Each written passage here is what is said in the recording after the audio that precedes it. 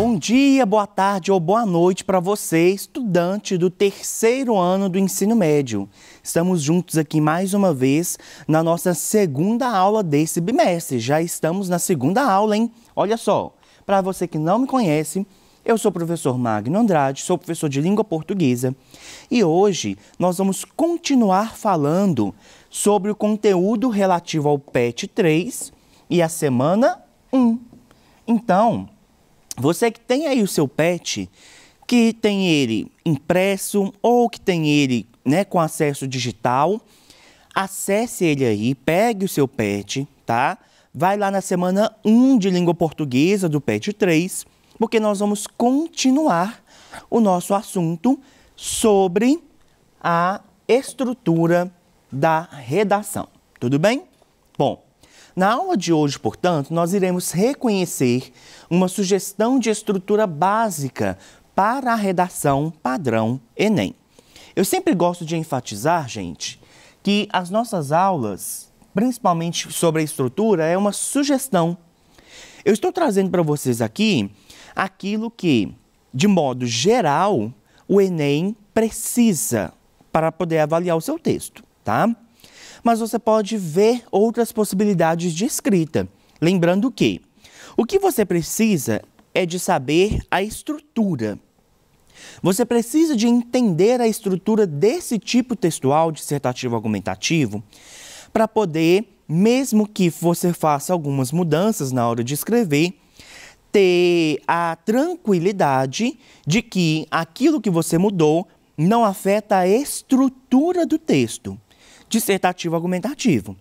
Porque caso isso afete a estrutura, ou seja, caso você coloque algumas mudanças que vai trazer dúvida para o avaliador se aquilo é um dissertativo argumentativo ou se algum tipo de algum tipo de texto que não seja dissertativo argumentativo, você pode ter problemas na competência 2, tá?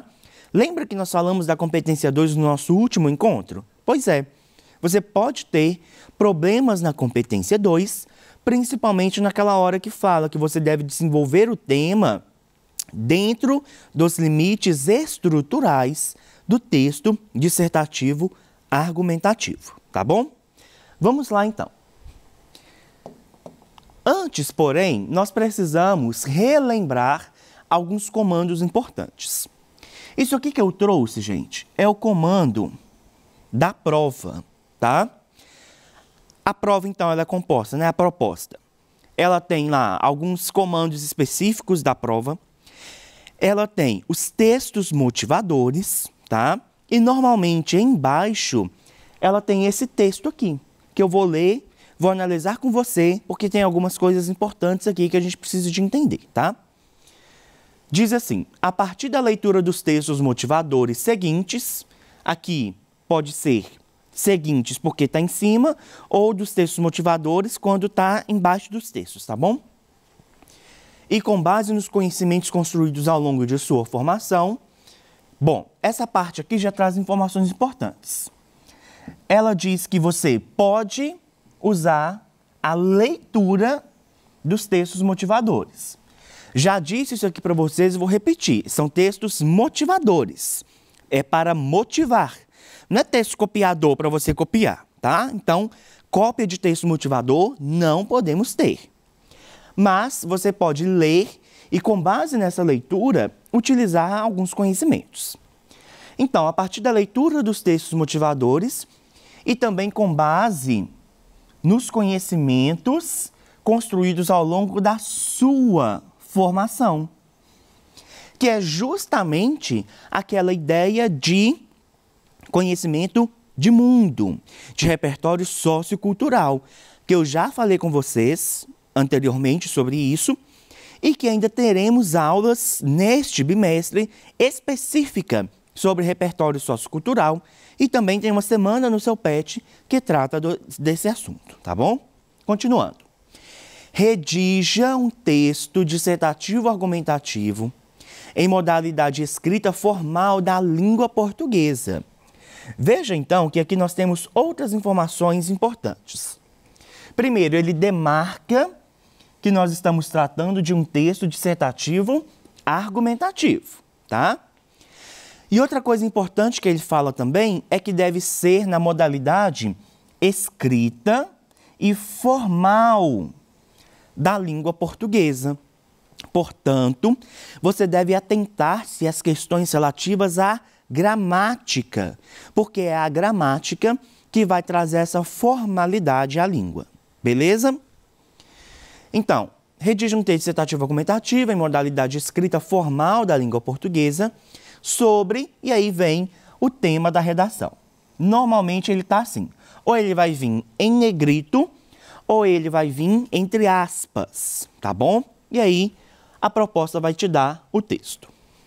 O texto não, desculpa, o tema. O comando continua, olha só. Apresente proposta de intervenção que respeite os direitos humanos. Selecione, organize e relacione de forma coerente e coesa argumentos e fatos para a defesa de seu ponto de vista. Aqui também nós temos alguns comandos importantes. Então, este comando aqui, ele diz que você deve apresentar uma proposta de intervenção. A gente vai falar muito da proposta de intervenção ainda, tá bom? E que, além disso, a sua proposta de intervenção deve respeitar os direitos humanos. Depois ele fala, selecione, organize e relacione de forma coerente. Essa parte de coerente e coesa, gente, é muito importante, porque ela faz parte da avaliação do seu texto. A competência 1, a competência 4 trabalham com essa ideia de coesão. A competência 3 trabalha com essa ideia da coerência, tá? Então, é muito importante que você tenha certeza de que seu texto está coerente e coeso. De forma coerente e coesa, argumentos e fatos para a defesa do seu ponto de vista. Veja, então, que este texto, este comando, ele não é um simples comando. Ele não é um texto só para poder você olhar o tema da redação e pronto. Você deve ler, porque vai que o Enem decide mudar esse ano.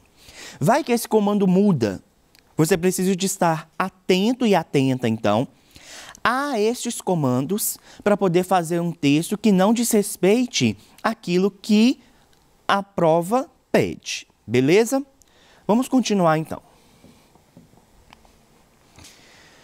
É preciso relembrar também que o limite é de 30 linhas, tá? Então, você tem que se organizar para poder fazer tudo aquilo que o comando pede dentro de 30 linhas. E também você deve atentar-se à legibilidade da letra. Estou falando de letra bonita? Não estou falando de letra bonita, gente. Estou falando de letra legível. Teve uma vez que eu contei isso para vocês. A minha letra é feia. A minha letra é muito feia, mas quando eu estou fazendo uma prova, eu não me preocupo em fazer uma letra bonita. Eu me preocupo em fazer uma letra que quem vai ler entenda. Pode até achar feia, mas vai entender aquilo que eu escrevi. Essa que é a ideia, tá? Que você produza um texto legível. Continuando, então. A grande maioria dos textos segue uma estrutura básica que contém introdução, desenvolvimento e conclusão, o famoso começo, meio e fim. A redação do Enem também precisa apresentar essas três partes.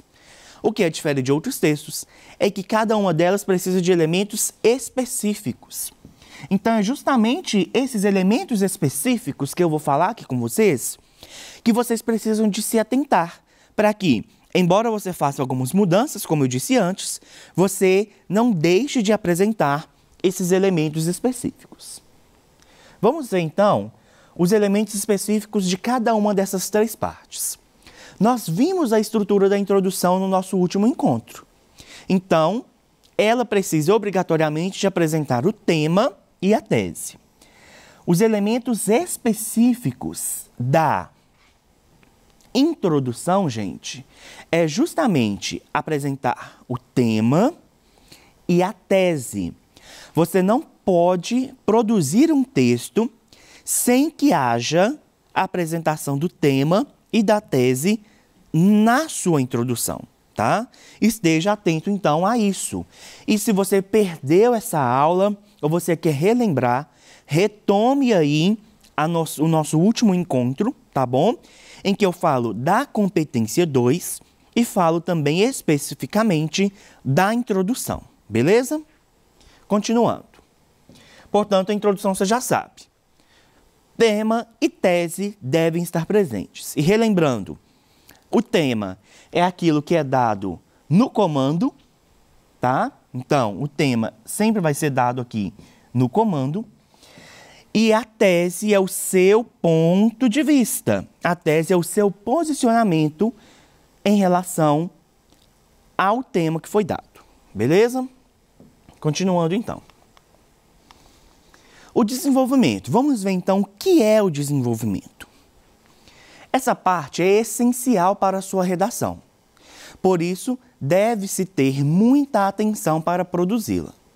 Eu te aconselho a deixar 2 parágrafos para o desenvolvimento, por se tratar de um trecho mais complexo e que precisa de mais linhas para ser desenvolvido. Você deverá mostrar ao leitor que seu ponto de vista a respeito do tema, ou seja, a sua tese, é coerente e deve tentar convencê-lo de que o seu ponto de vista, então, é o certo. Para isso, você deverá elaborar argumentos consistentes. Além disso, selecionar, relacionar e organizar fatos, informações e opiniões para enriquecer sua produção é crucial. É necessário ainda que você coloque conhecimentos do seu repertório sociocultural. Gente, eu vou mostrar aqui para vocês agora como que eu te aconselho a estruturar o seu texto em relação aos parágrafos, tá? Lembre-se que nós temos, então, um total de 30 linhas. Esse é o total. Tá vendo, gente, como é que minha letra é feia? Tá vendo que eu não menti para vocês? A minha letra é feia. Então, a gente tem aqui um total de 30 linhas. E aí eu te aconselho a dividir essas 30 linhas, a dividir o seu texto em 4 blocos. O primeiro bloco, que vai ser a introdução do seu texto, tá? E aí nós temos mais 2 blocos, que seria, então, o desenvolvimento do seu texto e o terceiro parágrafo, pensa que isso aqui é parágrafo, tá? Então, primeiro parágrafo, segundo parágrafo, o terceiro parágrafo também de desenvolvimento.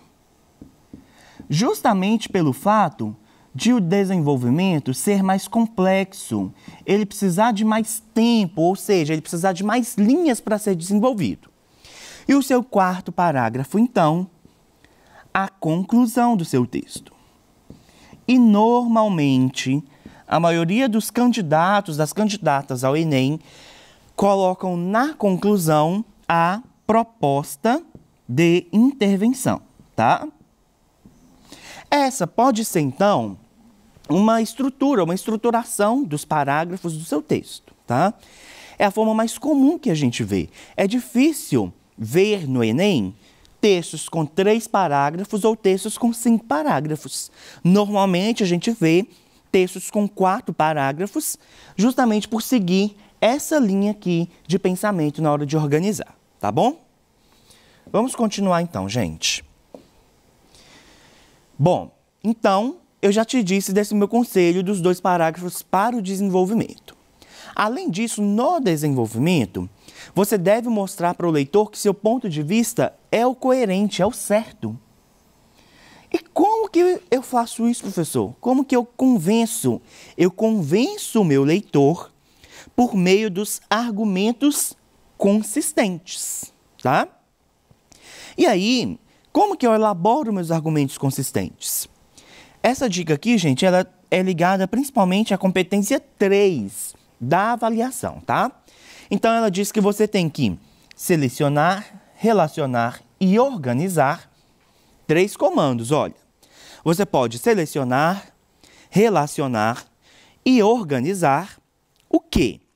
Fatos, informações, opiniões para enriquecer sua produção, tá? Onde que eu vou buscar, professor, fatos, informações, opiniões? Nos textos motivadores e no seu repertório sociocultural, beleza? Ou seja, no seu conhecimento de mundo. Assim você vai então estruturar o seu desenvolvimento, tá bom? Continuando. Eu trouxe aqui para vocês um parágrafo de desenvolvimento, tá? Vamos ler. O filósofo italiano Norberto Bobbio afirma que a dignidade humana é uma qualidade intrínseca ao homem, capaz de lhe dar direito ao respeito e à consideração por parte do Estado. Então, aqui, olha, é a pessoa que fez esse texto já coloca um conhecimento de mundo, um repertório sociocultural. Ele faz alusão a um filósofo. Continuando.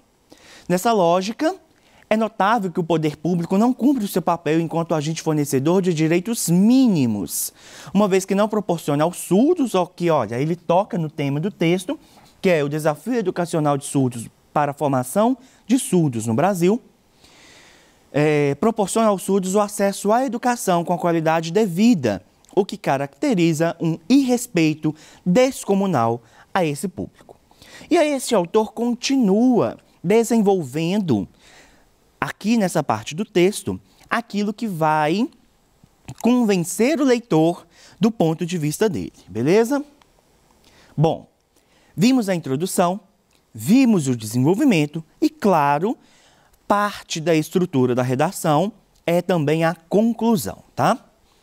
A conclusão, o parágrafo final do texto é responsável, adivinha, por concluí-lo, claro. A conclusão é o momento que você deve retomar a sua tese, olha aqui, olha a parte específica que deve estar presente. Retomar a sua tese, demonstrando para o leitor seu parecer, ou seja, sua opinião final sobre aquilo que você discutiu e os argumentos que apresentou. Além disso, é comum, é obrigatório? Não, mas é comum que na redação do Enem a proposta de intervenção esteja na conclusão.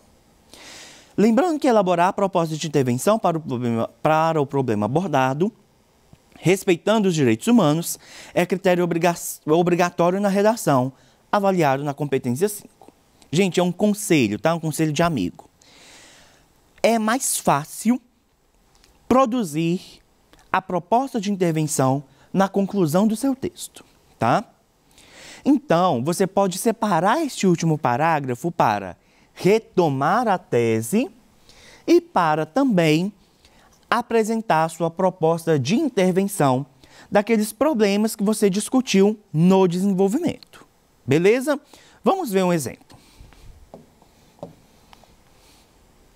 Logo, é necessário que o Ministério da Educação, em parceria com instituições de apoio ao surdo, proporcione a estes maiores chances de se inserirem no mercado, mediante a implementação do suporte adequado para a formação escolar e acadêmica desse indivíduo, com profissionais especializados em atendê-lo, a fim de gerar maior igualdade na qualificação e na disputa por emprego.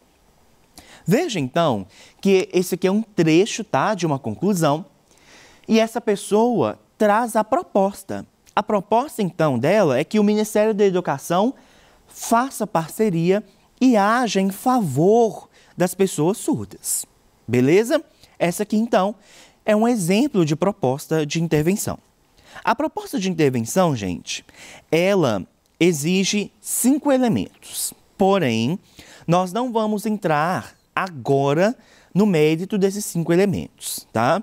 E aí eu te peço, aluno e aluna, que fique atento tanto às nossas aulas do terceiro ano, quanto nas nossas aulas de sexta-feira destinadas ao Enem, especificamente.